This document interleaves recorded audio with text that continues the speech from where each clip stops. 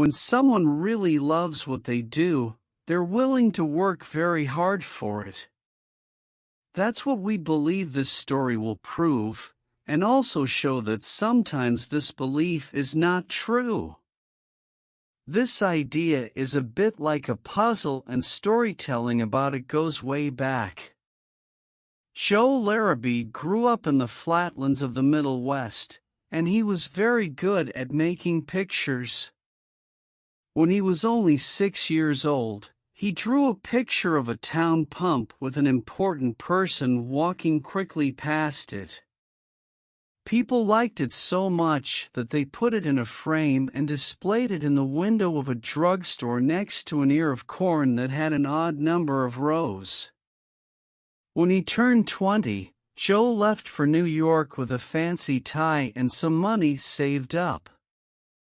Delia Carruthers was a talented singer from a small village in the South.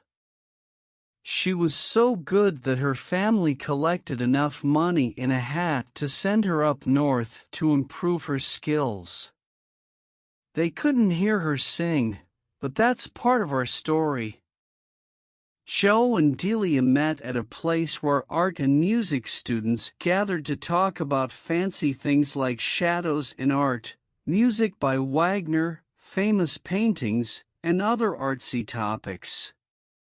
Joe and Delia fell in love with each other quickly and got married because, as we said before, when you really love what you do, you're willing to work hard for it.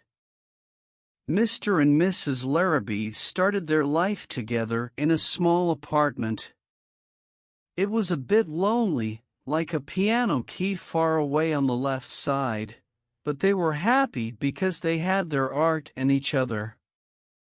If I were to give advice to a rich young person, I'd say sell everything you have and live in an apartment with your art and your loved one. People who live in apartments will agree with me that it's the best way to be happy. If your home is happy, it doesn't matter if it's small. Let the furniture change into different things, like a dresser turning into a billiards table or a mantel becoming a rowing machine. Even the walls can move closer as long as you and your loved one are together. But if your home is not a happy one, then it should be big and spacious, like crossing through different parts of the world. Joe was taking painting lessons from a famous teacher, and Delia was learning from a piano teacher. They were very happy as long as they had money. This happens to everyone, but I won't be negative about it. They had clear goals. Joe wanted to become a famous painter, so good that rich old men with thin beards and big wallets would fight to buy his paintings. Delia aimed to master music and then be uninterested in it, so that when she saw unsold seats at concerts, she could pretend to have a sore throat and dine alone, refusing to perform. But the best part, in my opinion, was their life together in a small apartment. They had passionate talks after their studies, cozy dinners, and simple breakfasts. They shared their dreams and helped each other. And forgive my simplicity, they enjoyed stuffed olives and cheese sandwiches at 11 p.m. However, their passion for art started to fade. It happens sometimes, even if no one warns you. They were spending more money on their teachers, Mr. Magister and Hira Senstock, than they were making. But when you really love what you do, you'll do anything for it. So Delia decided to give music lessons to keep the money flowing. She went out to find students for a few days. One evening, she came home excited. "Joe, honey," she said happily, "I have a student. And oh, such lovely people." General A.B. Pinckney's daughter on 71st Street.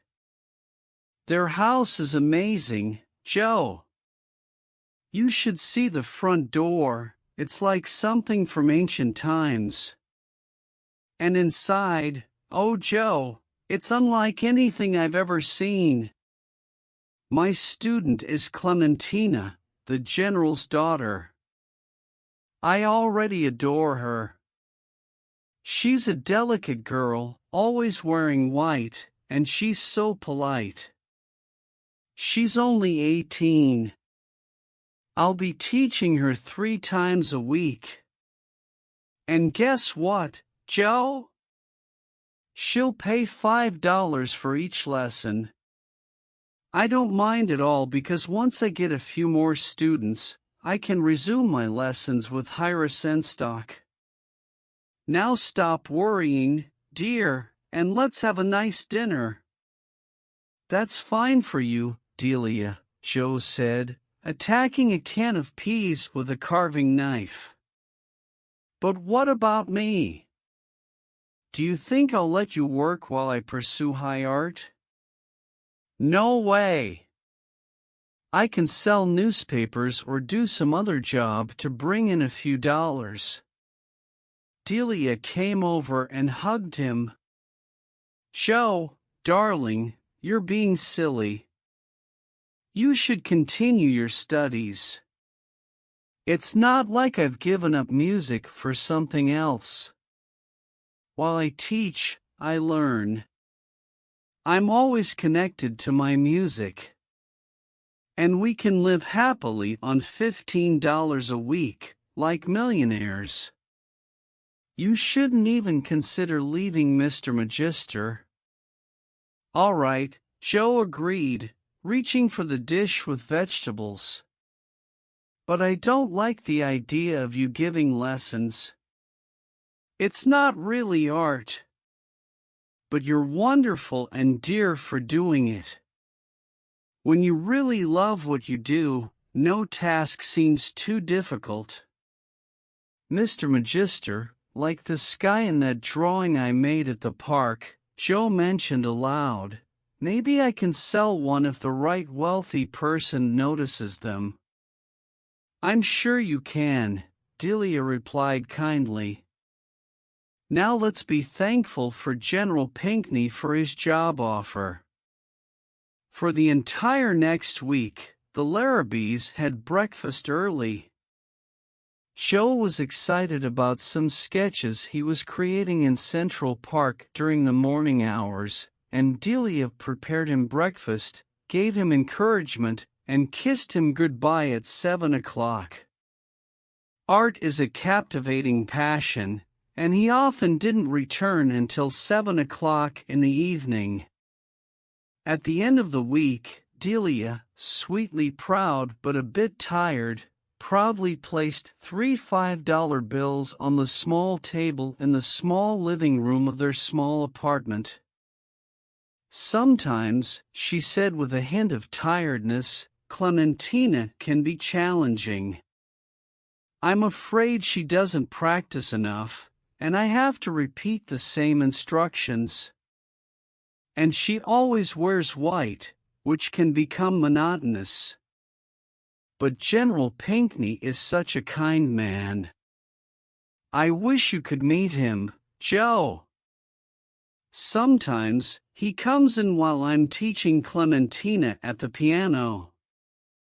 He's a widower, you know. And he stands there, stroking his white beard, and asks, how is Clementina doing with her music? I wish you could see the fancy wall paneling in their drawing room, Joe, and those elegant rug curtains. Clementina has a peculiar little cough. I hope she's stronger than she appears. I'm actually growing fond of her. She's so beautiful and disciplined. General Pinckney's brother was once an ambassador to Bolivia. Dan Joe, looking like a triumphant hero, took out a $10 bill, a 5, a 2, and a 1, all real money, and placed them next to Delia's earnings. I sold that watercolor painting of a monument to a man from Peoria, he announced with enthusiasm. Don't tease me, Delia, said not someone from Peoria, from all the way in Peoria, Joe replied slowly.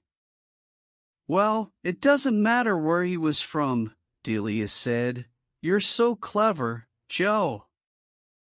What made you suspect that I wasn't really teaching Clementina music? I didn't, Joe replied, until tonight.